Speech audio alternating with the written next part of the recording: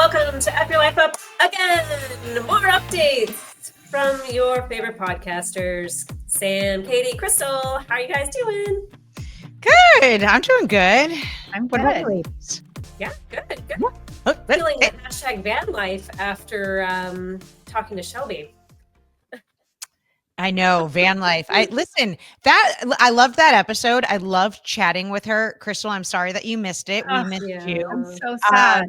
I think, like I kind of said in the episode, I feel like a lot of us had that van life fantasy or the escape from the shackles of this current life fantasy when COVID hit. Everyone was like, yeah, I'm buying that Mercedes Sprinter van, or yeah, I'm getting an Airstream and everything. And it's kind of exciting that we now know someone who actually did it. Yeah. I'm sorry you missed that episode, Crystal. It was so fun. She had like this whole AI background, and then she was like, but I'm sitting in my shower. she like revealed it and Did everything. she show the shower? Yes. I live for that. So half the video is like her with a baby grand in the background, and then finally it's like the truth, and which I feel like that's what the show's about. I'm like, so great. Get rid of the baby grand. That's not where you live. That's so awesome. I'm So gonna have to watch that episode like everybody else. I know. It's a really watchable one, actually. I would definitely, if you don't go to YouTube usually, I would go and watch it because it's very genuine. And I think that was the real takeaway that I got from her, is even being a content creator, she's a very genuine person. So we learned a lot. So yeah. But no, alas, guys, I'm so glad there's three of us. That's the beauty of having partners. It's like we have each other. Yeah. We're not alone. Absolutely. So the point of today, we're doing an effing update, right? And then also, this is our season 1 finale. Is that what we're calling it? I guess so. Wow, look at us. It's perfect. A whole season of something. It's like the holidays, like it's literally upon us. So we all need a second, and everyone's going to be traveling elsewhere and everything. So everyone else is doing their side life, as should we. We've got shopping, we've got cooking, we've got family. So we're just going to take a little break. It's nothing huge. Deal with the holidays and come back. I'm not sure refreshed will be the word.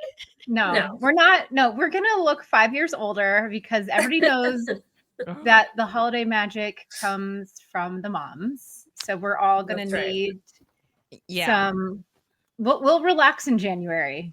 Maybe the first episode back will be our drunk episode where we have cocktails together and debrief. Not about the podcast, not about anything other than holy shit, I can't believe we survived. The vacation from the vacation will be doing this with you guys. But hopefully by then we'll have even more podcasts, because one of us may have murdered someone, For sure. You never know. You just never know. Too. It's a long total diversion. break. That winter break is a long one. Yeah, was it 3 weeks this year? Yay. Now, I have to admit, I know a lot of people. So anyone listening, we're LA moms, and the LA Unified School District gives 3 weeks off. And I know a lot of people kind of deal with this with that year-round schooling too, because summer has that, but we're not considered year-round schooling. So an aggressive 3 weeks off can like really jolt a family. I do love it though. As much as I love complaining about it, I love the 3 weeks. So I'm kind of looking forward to that. But can we give you mine? Or can I give you mine then? No. Yeah, can we drop all of ours off at your house? But I plan to, like, I go back to Sam's old stomping grounds. I'm always like zoo lights, and there's just like so many like little Christmassy things that I want to do. And then the family comes into town, and then there's, a good fight, and then you got to recover from the good fight. And then you got to go to zoo lights again because someone probably had the flu and missed it the first time. So, there's not enough time, guys, not enough time. No, and I actually got a phone call from my father-in-law trying to make plans with me already. And I'm like, oh yeah, I got to make that work too. So I mean, I can just jump right into where I'm at if you guys want. Do it. Yes. All right. So yeah, I'm actually really looking forward to the holidays because being at the zoo the holidays was always like a fight over who would get the days off to do Thanksgiving, Hanukkah, Christmas, whatever holiday plans people had. And so we were always really understaffed, and it was always a little bit of a stressful time of year, on top of also doing zoo lights and all of the nighttime events that I had to be there for. So this is like the first year where I'm like, okay, I have all the bandwidth to be able to do this. So I am actually kind of looking forward to doing it. Although I feel like I'll probably overextend myself in amazing woman fashion, like we always do. So I got to try to be careful about not doing that. But yeah, so wait, I got a question. It's a selfish question. Can we talk about zoo lights for a second? Sure, let's do it. No one knows someone that was a zookeeper and experienced zoo lights firsthand. Do the animals freak out? Do do you feed them cranberries? And like, what's it like to be like with the animals during the zoo light season? I love that. So the setup part of it can be stressful for sure, because there's cranes and big, lanterns that they're setting up and lights that they're stringing in the trees above them. And so, yes, that part can be kind of stressful, but they got to a really good point where there was staffing there for any of the times that the overnight, because they can't do it during the day, right? They can't set up the lights during the day. They have to do it at night when the zoo's closed. So, and that's the time when most of the animals are sleeping. So they typically will have somebody who's familiar with the animals stay there overnight to watch and make sure that nothing's going bad, or if the people need access to something and they're getting a little too close, there's somebody there. So yeah, I'd say the setup is probably the worst part. After that, the actual intentionality of where they put things is helpful for the animals as far as getting sleep and getting rest. But yeah, there's people there at night when there's not normally people there. So did you get to sleep at the zoo before? Oh, I've never slept there. No, but I did have to stay there as late as like 10 o'clock sometimes, 10 or 11. So yeah, it gets to be kind of a late night, especially after you've worked a full shift during the day. So, but the overtime was great. I won't lie about that. But no, I think we had a researcher there. So we actually have a full-time since I don't work there anymore, it's past tense. Yeah. A full-time researcher, full-time PhD, who would set up studies and watch the animals during the day and then watch the animals at night. And there wasn't a huge difference. I think she's still tweaking some of the variables to really make sure, but we have sound monitors. We made sure that the lights were facing away from the animals for the most part. And at least last year, we were talking about doing, physical barriers too in some areas. So, but it is a really good moneymaker for the zoo and ultimately benefits the animals in a bigger way. So we justified it that way. But to your cranberry question, yes. Yeah. I mean, during the seasons, like you get overflows of certain things like pumpkins during Halloween. So all the animals would always get pumpkins. You'd get lots of cranberries during this time of the year. So yes, many of the animals that are vegetarian would get those things. And then eventually you end up with Christmas trees.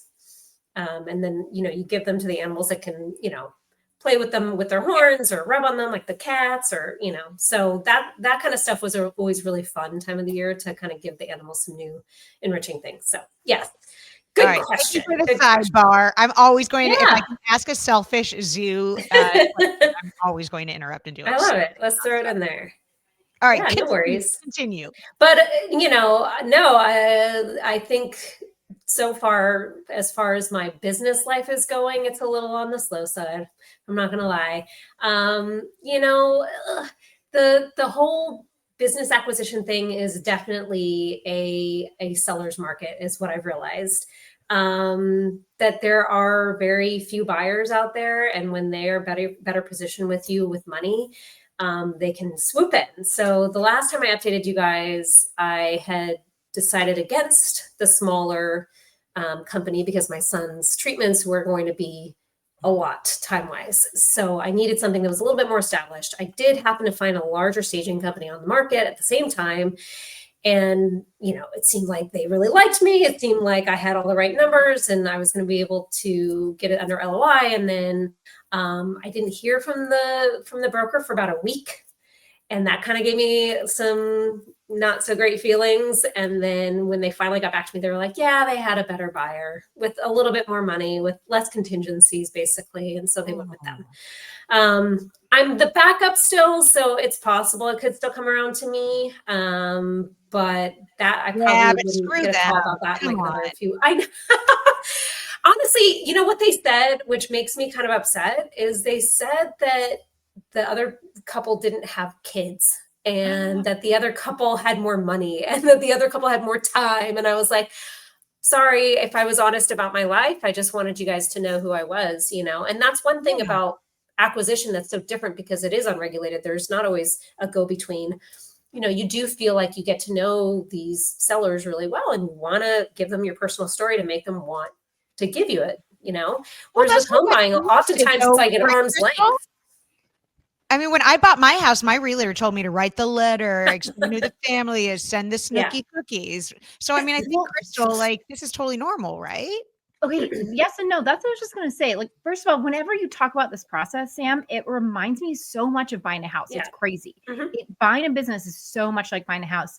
But when buying a house, buying and selling homes, we do have regulations. Like, you can't not sell somebody a house for a reason. Like they have reasons. There are regulations to that. So that's where, like, I guess buying a business feels a little bit more Wild West. I don't think that I could be wrong, but I think we can't say we're not selling you this house because you have kids or because you don't have kids. I'm pretty sure that might be the actual reason, but you don't say it.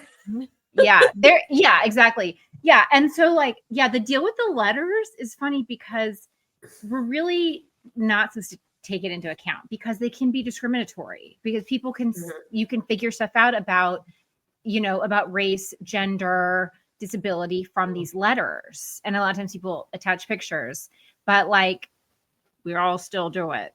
Okay. I always have my buyers write a letter because a cute family that's pregnant and has a dog and has a cute picture, I'm going to still do it. It's then up to the other agent to decide if they're going to present it or not. But there's a lot of stuff that's protected, through this process. But write the letter.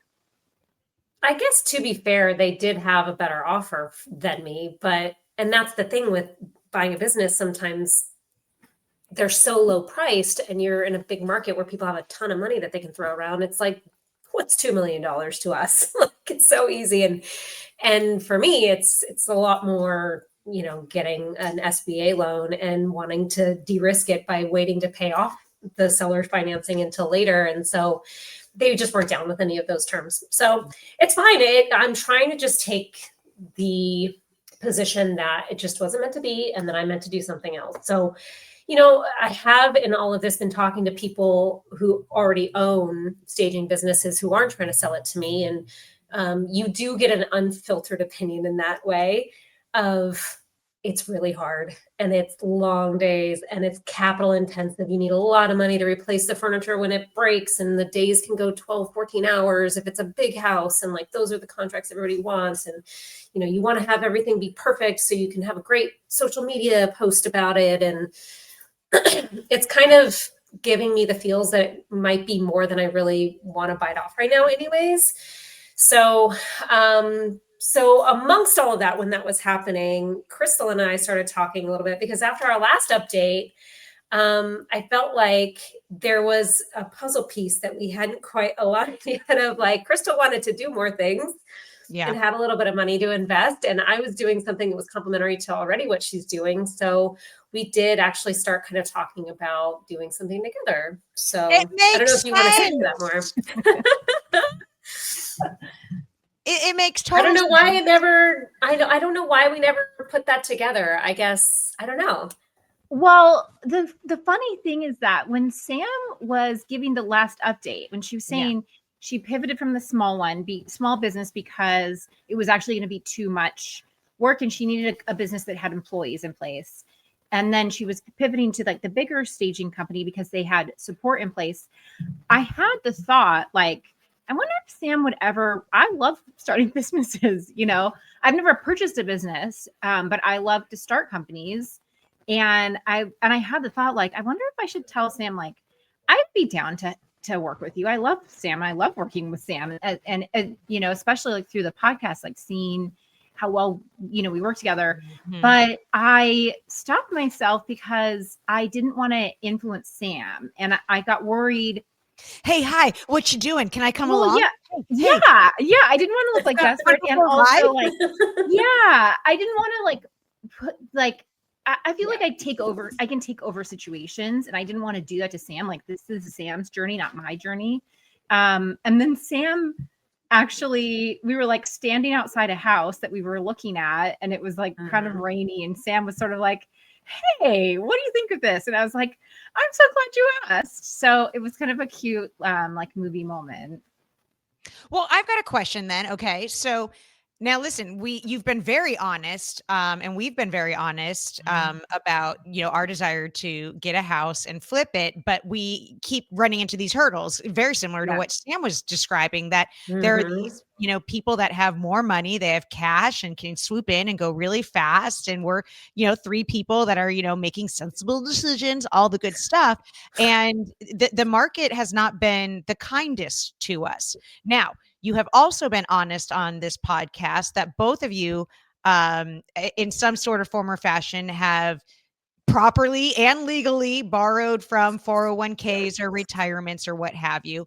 Is there a timeline on that money that now has you feeling like TikTok? Exactly. If we're not going to get into a house, I need to get into another business or something else, because if I don't put my money there, like Uncle Sam comes and yells at me down the line. Like, what are the rules? And like, No. is there a weird thing? No. Nope. For mine personally, yeah, I did talk to my financial analyst, and she was like, we need to look into that. And I did, and it's fine. Basically, the IRS can only tax me on profit. So even if the money keeps sitting there forever, they can't really do anything because I'm not spending it on anything and I'm not profiting. Now, what I will say is I did put it into a Bluevine account because they have an interest rate where it's gaining interest, which sounded like a good idea at the time, but now I am actually making a profit, which is like, yay, but also, ooh, I got to watch that. But what's nice is that there is some cost to maintaining my account, not just with Bluevine, but also with Guidant. And so it'll help cover some of those costs. So it might actually just end up being a wash. So no, it's actually fine. I think where I get anxious is just wanting to be productive and do something. And like, okay, I'm almost coming up to the year mark of me breaking my ankle. Like, my goal was by April to replace my income, and I don't see it happening. Like, I could keep waiting for something to come on market, or I could make cold calls and try to find a business that isn't looking to sell, that might be willing to sell it to me. But that's where I'm at. Like, I either have to wait or start something of my own, or go try to track somebody down. So what does that mean for the two of you? Like, what are the ideas? Do you have ideas? Are we able to share ideas? Yeah. Well, do you want to talk about what you started on your own, Crystal? Oh yeah. Yeah. Okay. So we'll back up. So at the last update that we had, I think you guys could tell I wasn't in the best headspace. You know, I was sort of like, I just keep all year long, I've just like come up against like these sort of hurdles, you know, and I feel a lot of the time, and especially that week of our last update, like, I have worked so hard all year, and I feel like I don't have a ton to show for it, you know, and that's a hard thing about my job and about my life, which is that, you know, I can work all year long and make no money, or I can work all year long and make a ton of money. And it's not just about the money either. It's about just like the feeling like, it's like, what do I have to show for this year?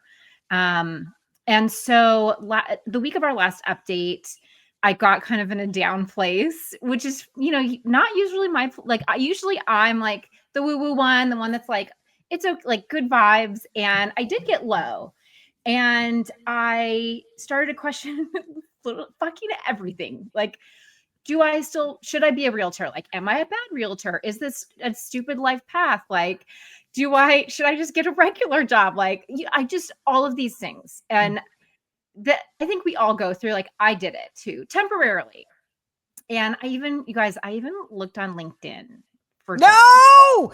Haven't you learned anything? First. God damn it. Why didn't you talk to me first? I listen, it's not good. And She needs to go back and listen to the Wendy episode. Okay, well, you guys, that's what I did. Okay, so we had just interviewed Wendy, and I did not feel great in this like morning that I wasted of my life, like thinking like maybe I should just get a regular job, you know? Like spoiler alert, like I can't just get a regular job. Like that's not me. And that's not what I'm doing. That's not what my North Star is. But also, you know, the thing that got me out of all of this was Wendy Miller. When she said, bet on yourself, it was like, I had this like really depressed morning where I like looked on LinkedIn, and then it was like Wendy Miller sat on my shoulder and like whispered in my ear, like, bet on yourself. And I was like, you're fucking right, Wendy. I'm going to bet on myself. So I was like, I know what I can do. Like I'm going to, of course, keep going at real estate. I'm going to keep doing all of the things, going to keep searching for houses, and I'm going to keep doing this, but I'm going to start another company with all of my free time. And just like another way, like another revenue stream, another way for me to feel like I'm actively working toward things, you know, because that's the thing about real estate. It's like I've gotten listings and I've gotten clients into escrow. Like in the last month, I've gotten a house into escrow and it's fallen out. And I've gotten really close to having a buyer buy it would have been my biggest deal ever. And then that fell through. So it's like, it doesn't matter sometimes how hard I work. My income with real estate is often tied to my clients and their decisions, not my own. So I thought like one way to get over this is to like figure out another way for me to feel productive and make money that I have a little bit more control over, while I also do all my other gazillion things. So I started a new service called House Therapy. And the idea behind House Therapy, it was sort of born from the idea of a lot of times when we go to list a house and put it on the market, not everybody wants to move out and stage it. A lot of people are just like, can you just, let's save the money, or it's not practical for me to move out. So what I'll do is go in and I'll do like a total house reset on their house. And I'll go in with like a ton of boxes and I will send them out of the house for a day or two and totally declutter, rearrange, restage their house with their own stuff.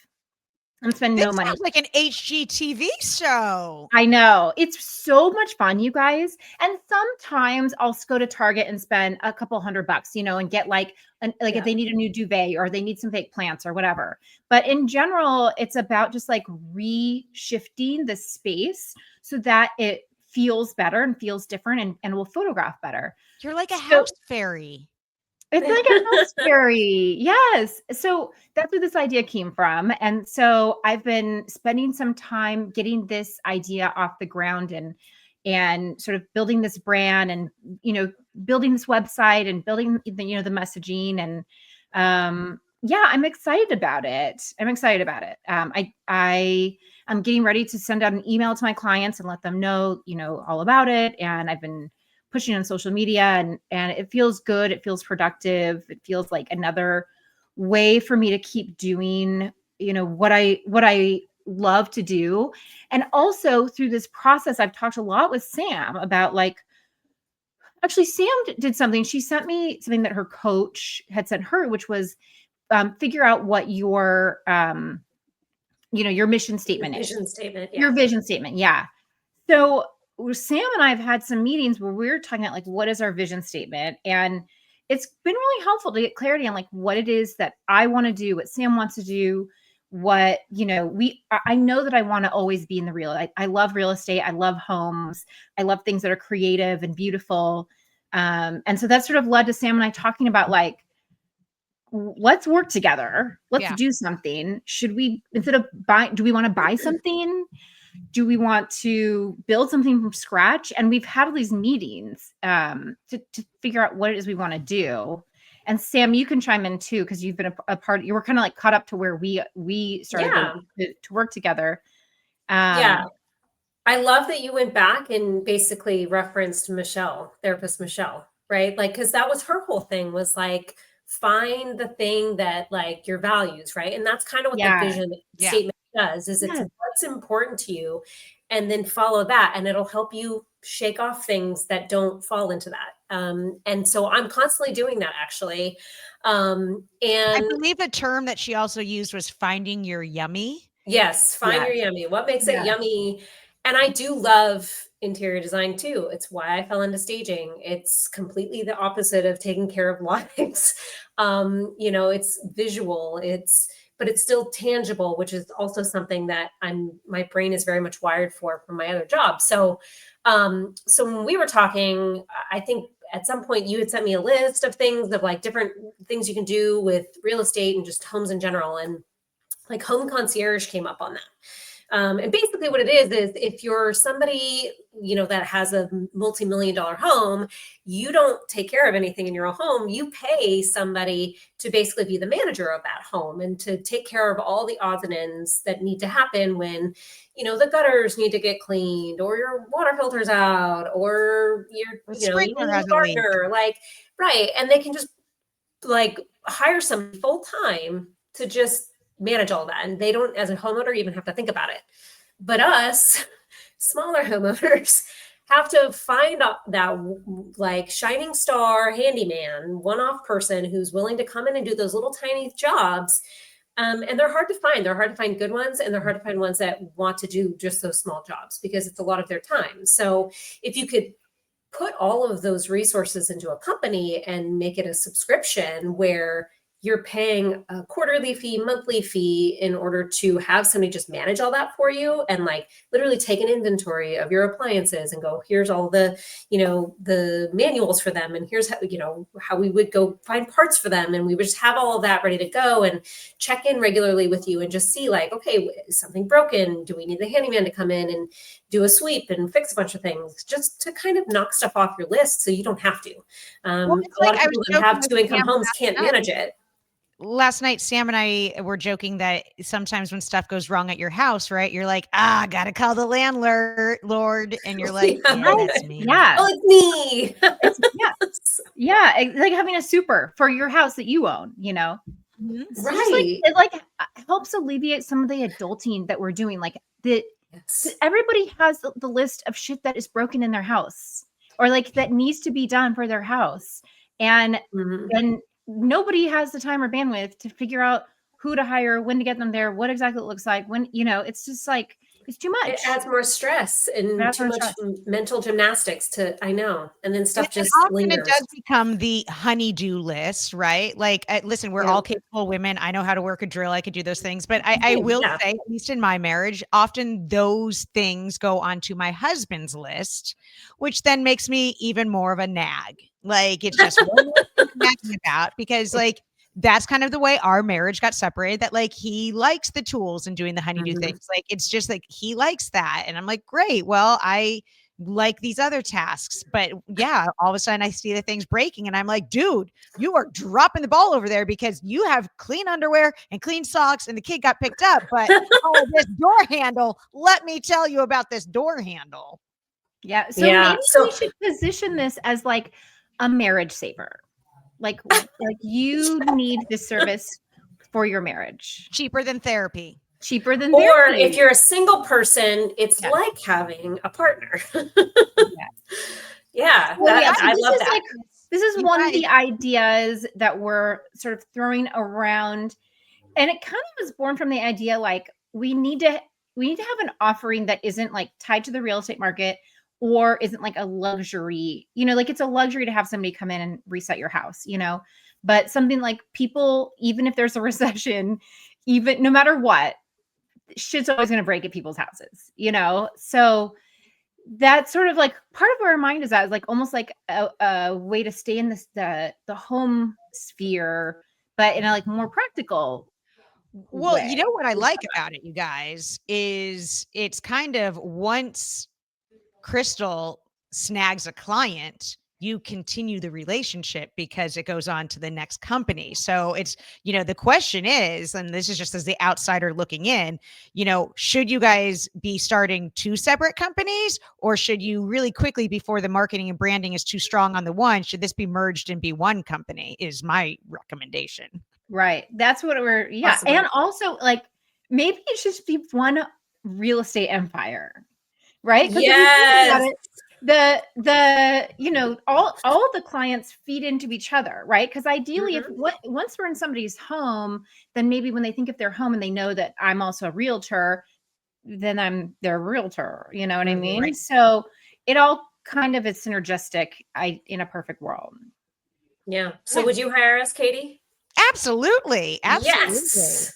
That's one of our next steps is like, should we like start polling our friends? Like because we are all our ideal client, right? So we want to sort of ask people like, really, truly, would you pay for this service? And how much would you pay? And is this something you use? Or what would actually be the hardest part? Like, because I believe in it. What's hard is that I would have to get my husband on board, and he then would have to admit that he is setting the drill down and relinquishing, right?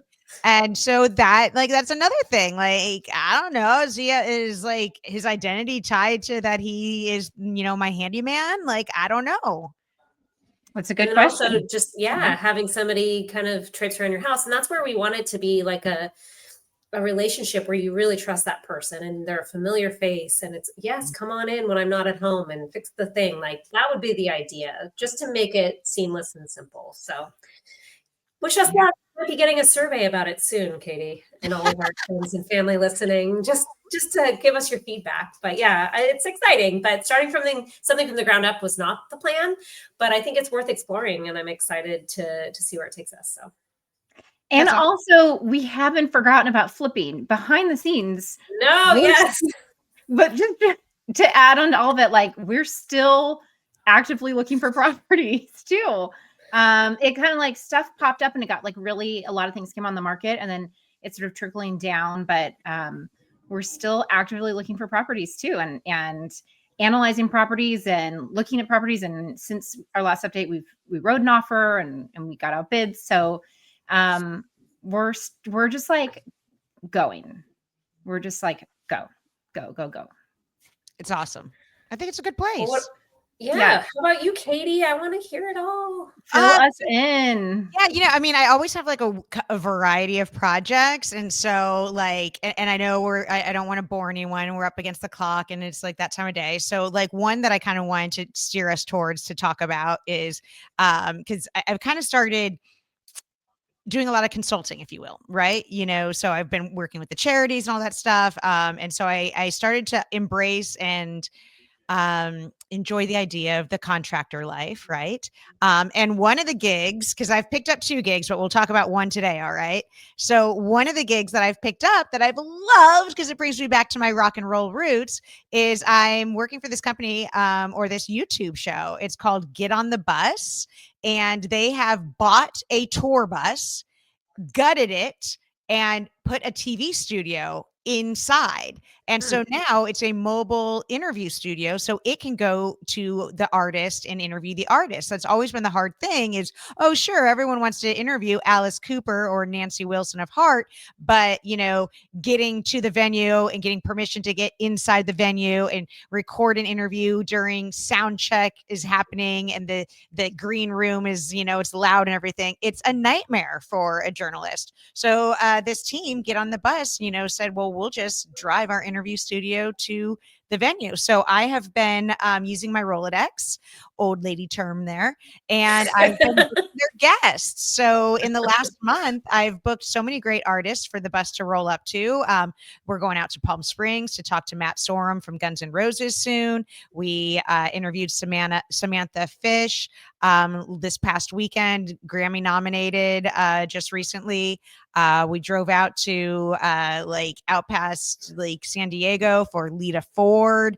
Don Felder from the Eagles, met him in a parking lot with the van outside Lululemon. It's been great. So I've been able to reconnect with all my old friends in the music, PR, and marketing world and kind of say, hey, I'm back. I'm booking interviews. I'm not doing the interviews. It is, someone else is doing the interviews, but they're off camera. So you don't even see the interviewer. But I'm, booking the friends and getting them on there. So it's nice. And I fell right back into it, much like riding a bike. I know how to write the emails. I know how to make the little one sheets and all that stuff. And it's been really fun. So that is so cool. That's amazing. Yeah. And then it's kind of like the analogy of like getting on the tour bus or something. Like I like the synergy there. It's fun. Yeah, it looks great. And the YouTube channel is doing great. I mean, our interview with Michael Anthony, the bass player from Van Halen, has like over 600,000 views right now. Like it's insane. Whoa. Like it's really taking off. So yeah, it's awesome. So I'm doing that. And then I'm just starting up something else that I feel like once we get to season 2, I will be in full confidence mode to talk about the latest and greatest and biggest. And it might be a bit of a career change, which is, I think that's why I need a moment to like make sure all my ducks are in a row before I start talking about it. Oh, I love the teaser. What I want to know is, are you off LinkedIn? Okay, do you want me to be 100% honest? Yeah. No, I'm definitely not off LinkedIn. Okay. I will say this. So does anybody ever get off LinkedIn? Like, are we all just on it forever? Once you're on it, here's what I learned. I need to stay on it for the networking flag. Because if you ever need it again, like I don't want to start from scratch like I did before. Yeah. So I will continue to maintain a bit of a LinkedIn presence. Will I be obsessed with that? I also need to post twice a week and that sort of thing? No, but I have a tiny confession. I had a job interview today. Other irons in the fire and have like fully committed myself to other people. Oh, but, man. Like, a JOB that I had applied for in the past and got, really far along the journey. And then they were like, nope. But they said, but we'll get back to you if something else opens up. They did get back to me. So, I mean, it can happen. It can happen. And I did go through the interview with the recruiter and the first round interview. And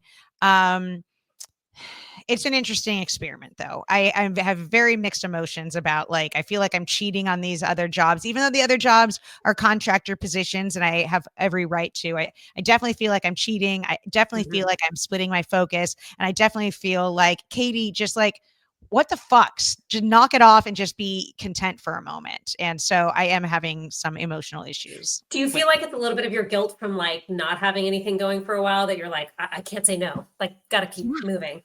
Yeah. I'll take on like 1,000 jobs right now because I don't want to go back to having 0 jobs.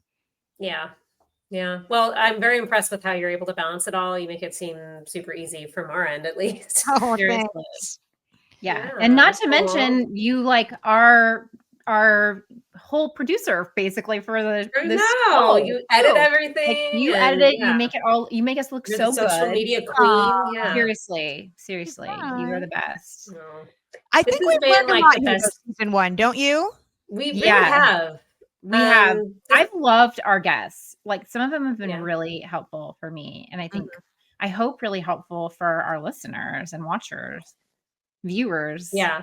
We don't have it all figured out. And when I have down days, like going back and listening to them is a great reminder because it does happen as we're literally in the thick of it. So well, it's been a fun first season, guys. Thank you so much for teaching me how to do this. This is not at all my forte, anything creative. So it's been a big learning curve, and I appreciate you guys guiding me along the way and coming along on the journey. So,